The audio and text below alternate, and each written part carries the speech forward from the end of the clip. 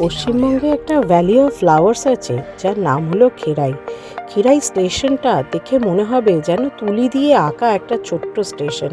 Howrah station থেকে মাত্র 2.5 ঘন্টায় লোকাল ট্রেনে পৌঁছে যাবেন খিরাইতে।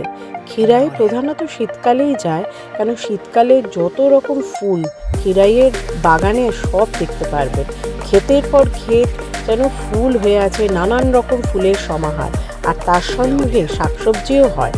খিরাই যদি বাই রোড যেতে চান তাহলে খিরাই পৌঁছতে মোটামুটি 2 ঘন্টা 58 মিনিট লাগে।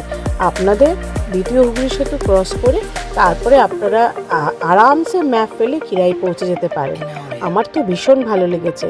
সবাইকে বলবো এই শীতে অবশ্যই খিরাই ঘুরে আসুন। খিরাই ঘুরলে মন ভরে যাবে, এত ফুল, তার এত রকম রং, সব সুন্দর দেখতে পাবেন। যাই হোক, এখানে শেষ করলাম। অবশ্যই যাবেন। টাটা।